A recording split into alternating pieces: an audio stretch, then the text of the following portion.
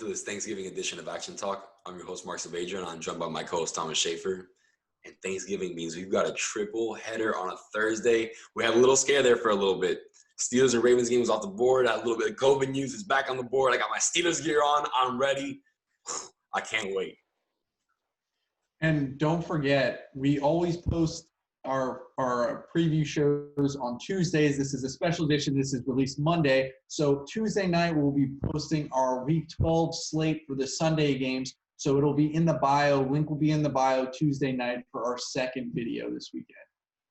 And Thomas, you know it wouldn't be Thanksgiving without some Lions football. So we have got the Houston Texans. We just won a ball game. Going to Detroit as 3-point favorites. How are you feeling about this one? I said at the beginning of the season 11 weeks ago that I was never going to bet on the Houston Texans again this season, and I have stuck by that, and I'm not breaking it this week on Thanksgiving. I have to go with the Lions as the home underdog, getting 3 points. I'm probably sprinkling that in money line. Hopefully we get DeAndre Swift and Kenny Golladay back, but even if they're not on the field, I still like the Lions despite that blip losing to XFL MVP PJ Walker. How do you think? What do you think about this?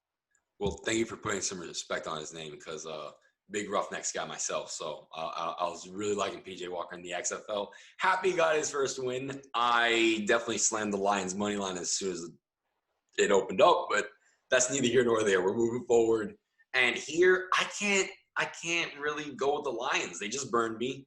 They look pathetic. Matthew Stafford doesn't really look 100%, so I can't really trust, even if Galladay's back, that he's going to get this offense rolling. So I don't really know how to feel about that offense. Definitely going to take the -3. I'm going to trust the better athlete, Deshaun Watson. He can always make something out of nothing. So I'm just going to have to go with that in this weird matchup. So I'm sorry, Thomas, I'm fading here. Rolling with the -3. If this was a regular Sunday, I would stay away from this game, but we're sick. We have a problem, and we have to gamble on every game that's available to us. So that's why I'm taking the Lions, home underdog in a bad game. These teams both are terrible. They both will most likely, the Lions might be looking for a new coach at the end of the year, like I predicted in the beginning of the year. But I would stay away from this game if it was a regular Sunday game, but, we're sick and we got to bet on this game. Anyways, the over-under, since, we got to talk about the over-under. Over-under is 51.5. What do you think of this? Like I said, man, since I can't trust this Lions offense, I got to go with the under. And it's weird because you would want to slam this. And that's what I thought at first. Oh, man, Lions, Texans, this is definitely going over. But I think that's what they want you to think. And that's like the public mindset. So I'm going to fight my initial instinct. And I got to go with the under. Like I said, Matthew Stafford isn't 100%. We have so many questions in the air. We don't know if we're going to get Swift. We don't know if we're going to have Golladay. Going with the under. And at the end of the day, the Texans could give you a nice stinker, so you never know what's going to happen. Got to roll that under 51.5. How you feeling? I'm going to go opposite of you on here, too. I'm going to go with the over 51.5. I don't usually take over-unders unless, it's a rainy game like it's been in Cleveland. Like me and you hammered that. Those were two good calls 2 weeks in a row. But this bad defense in a dome, I just think that there's opportunity for Stafford, if he's healthy, to throw it down the field to Golladay, Marvin Jones, Marvin Hall, I think his name is the other guy. And then even Deshaun Watson, I'm not big on him, but he still is able to he's always looking to push the ball down the field with his weapons that, they're not great, but they're explosive. They can make big plays. So bad defense, I got to go with the over. I can't blame you. Like I said, that was what I initially thought, but I think that's what the odds makers want you to think. So I'm trying to outsmart, the odds makers and stay a step ahead. Let's see. Maybe I am not in it for my own good, but we'll see. I don't know. Not in it for my own good, but maybe I'm just overdoing it. How are you gonna outsmart the guy with the Harvard hat on? Yeah, and what? This is like a $500,000 diploma that I don't have, but it was a $15 hat. So I walk around town wearing a Harvard hat. People think, hey, this kid's smart. He went to Harvard. Yeah, 'cause why the hell would you buy Harvard? I mean, you didn't go to Harvard. To say he got the credibility of a $500,000 degree. So we all know Thomas is that guy. So hopefully one day you hit a bet that's like $500,000, but unfortunately you didn't spend that on an education. You just went to Florida and just probably partied your ass off. And that's why we're here. Anyway, enough of our sad personal lives. Let's get back to this slate. And we've got a weird game that's got a lot of playoff implications. We've got the Washington football team going into Dallas. Dallas is favored by 3 points here. How do you feel about this one, Thomas? The Cowboys just crushed my soul last weekend or yesterday with the Cowboys beating the Vikings, and that really hurt me. But I still don't believe in them. The Vikings aren't a good team anyways. Washington has a really good defense. They're top 10 in the league in sacks, the top 10 defense total, and the Cowboys defense still sucks. I think they're going to be able – I think the Washington football team is going to be able to get after Andy Dalton like the Vikings weren't able to with Montez Sweat and Chase Young. Those guys are really good coming off the edge. And before Joe Burrow got injured yesterday, Chase Young made an incredible play and jacked him up at the goal line. It was incredible. I was jumping off my couch when I saw that. But I think that's going to be too much for the Cowboys. And I think Alex Smith and Terry McLaurin and Gibson are going to do just enough to get the upset this weekend in Dallas. Or Thursday, sorry, not this weekend. You're good. It's weird talking about so many games on Thursday, but it's great. I love it. And like you said, we're degenerates, just betting on everything. And I'm rolling with this plus 140 money line. I don't trust Dallas at all. I don't want them to win the division. I actually have future bets on the Eagles, sadly, even though I fade them every week. It's weird. But definitely fading the Cowboys here. They suck. And like you said, I really like Alex Smith and what he's doing this year. This is a comeback player of the year, and rightfully so. At first, I thought he was just going to get it because of the emotional story and value, which I'm not saying that's wrong, but now he's come back and he's showing that he can play some damn football still, and he's still got some life in him. You know what I mean? So rooting for him here with that plus 140 money line. And, another game in a dome. So whether or not a factor here, how you feel about this 46.5 over under? I like the under in this because like I said, the defense in the Washington side of the football is elite.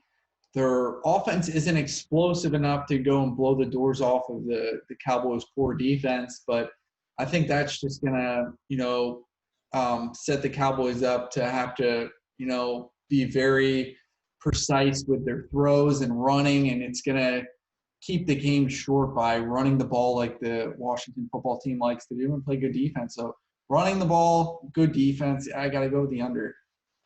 Same. And honestly, looking at this slate, other than, of course, Steelers' money line or spread, foreshadowing a bit, I think under 46.5 here is my favorite bet of the day, honestly. I just think it makes total sense. Dallas is known to give you stinkers. They just were really hot last week against the Vikings defense, which is, as we know, very suspect. It looked like they got it clicking and rolling a little bit when they were hot, but we know it's suspect, and they need to mature a little bit, and hopefully they'll get better next season. But, this defense is much better in Washington.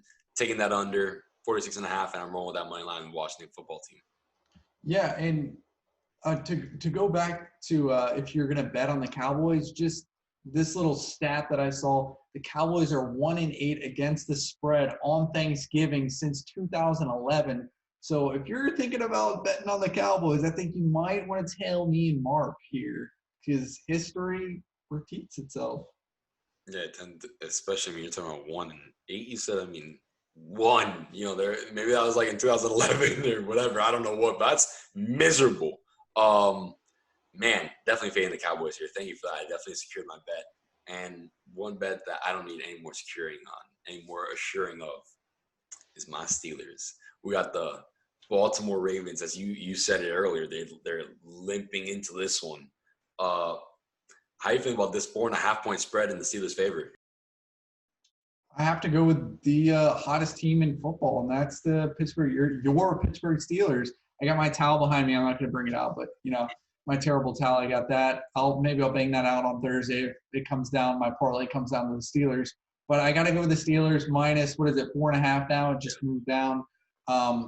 the Ravens on that 2-game losing streak. Lamar Jackson looks bad. He just looks bad. I think in the offseason, defensive coordinators had the whole time to be in quarantine, watching film, and figured out how he reads defenses, if he can or can't. I don't know. I'm not in the film room with those guys, but it looks like they figured it out, and he's going to struggle. And I don't think he's going to have, the 5 days in between this last loss against the Titans to be able to dissect this elite Steeler defense. The Steeler defense is incredible.